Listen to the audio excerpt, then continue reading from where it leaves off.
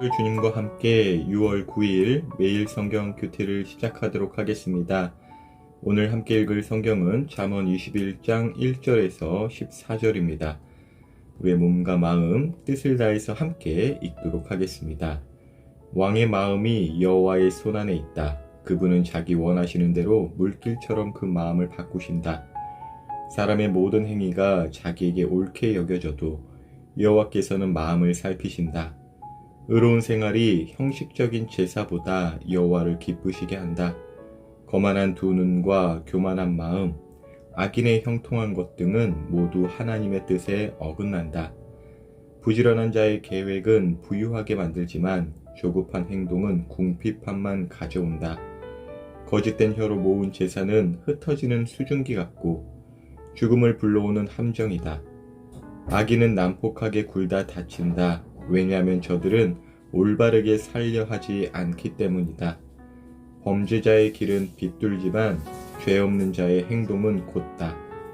옥상 한 구석에 사는 것이 다투는 여인과 함께 집에 사는 것보다 낫다. 악인은 늘 범죄할 궁리를 하니 그 이웃까지 무자비하게 희생시킨다.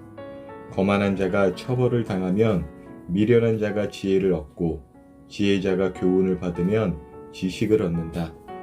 의로우신 분은 악인의 집을 주목하시고 악인을 멸망시키신다. 가난한 자의 부르짖음에 귀를 막으면 자기가 부르짖을 때에 응답을 받지 못할 것이다. 은밀하게 건네준 선물은 노를 풀게 하고 옷에 숨겨 전달된 뇌물은 화를 그치게 한다.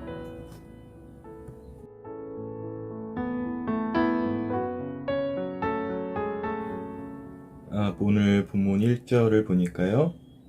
왕의 마음이 여호와의 손안에 있다라고 하십니다. 왕, 무엇이든 마음대로 할 수 있는 그 왕의 마음이 여호와의 손안에 있다. 하나님의 손안에 있다라고 해요. 그래서 하나님은 자기가 원하는 대로 그 왕의 마음을 바꾸실 수 있다라는 이 구절에서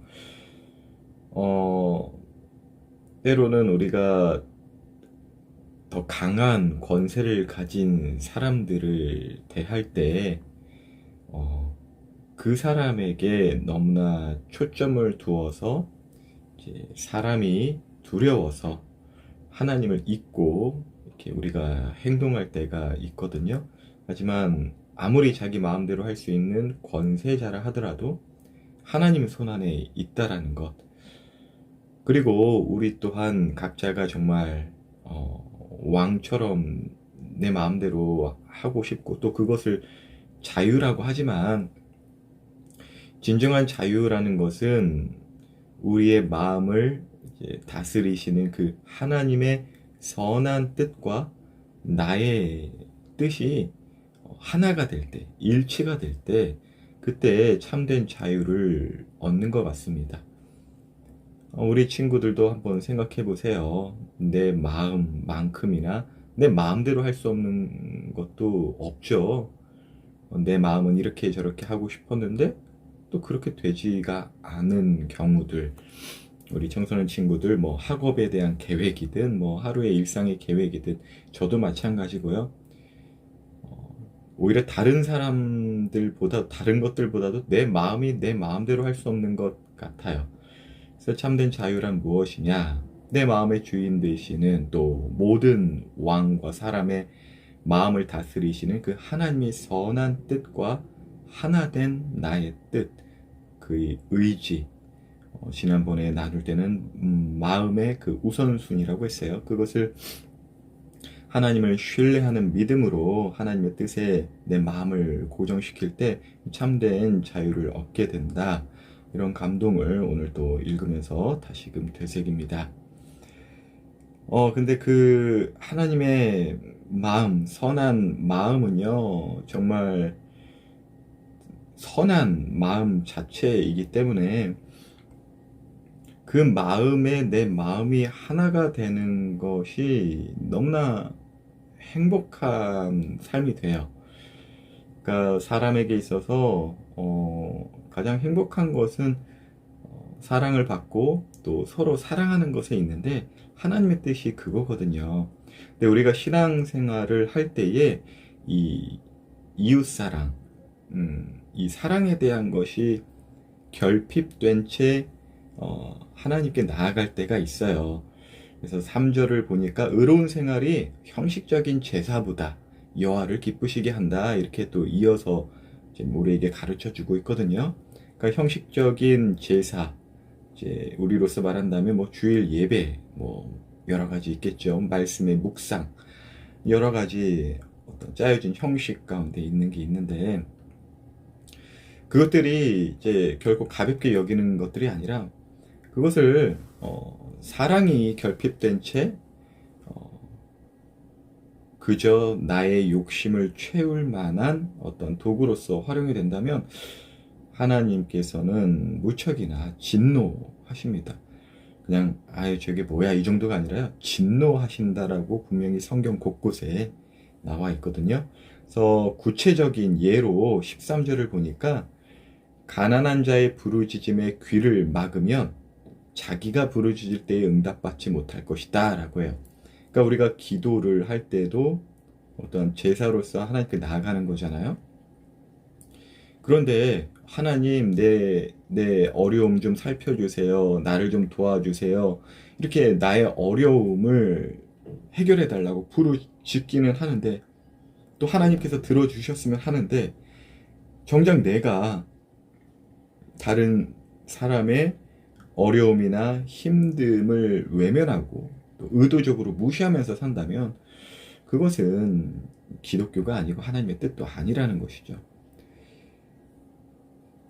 하나님의 뜻이 나의 뜻과 일치하여 정말 하나님 보시기에 저 친구는 저 아이는 내 마음과 참 합하다 이런 마음에 들 만큼 오늘 말씀을 묵상을 통해서 저의 어떠한 그 형식적인 제사, 특별히 저는 목회자이기 때문에 그것들을 전문적으로 이제 행하는 사람이지만 정작 목회자 이전에 내가 남편으로서 또 아들로서 사위로서 이제 내 가족들에게는 정말 내 사랑하는 사람들을 정말 귀를 열고 들어주는지 나의 뜻, 왜곡된 뜻을 함부로 강요하는 건 아닌지 또 우리 청소년 친구들이나 성도님들, 이웃들에게 있어서는 정말 목사이기 전에 하나님의 사람으로서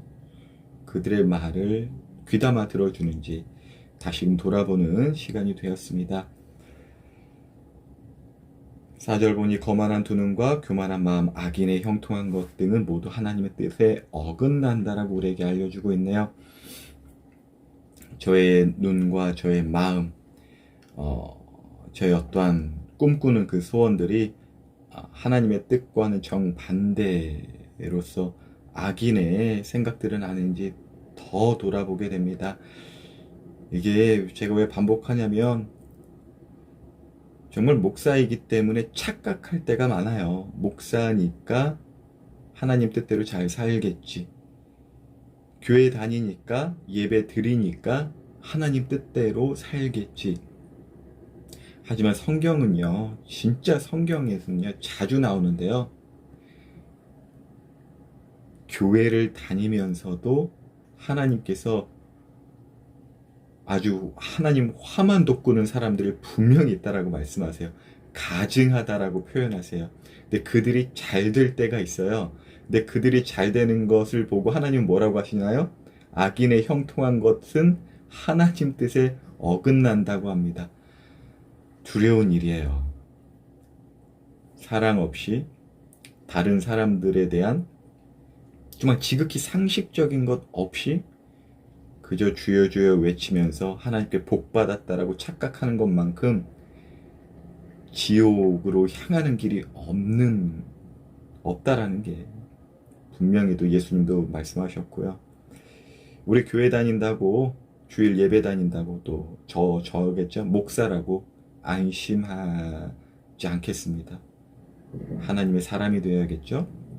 오늘 하루도 하나님의 사람으로서 사는, 그래서 서로 사랑하고 서로를 불쌍히 여기는 우리 되길 예수님의 이름으로 기도합니다.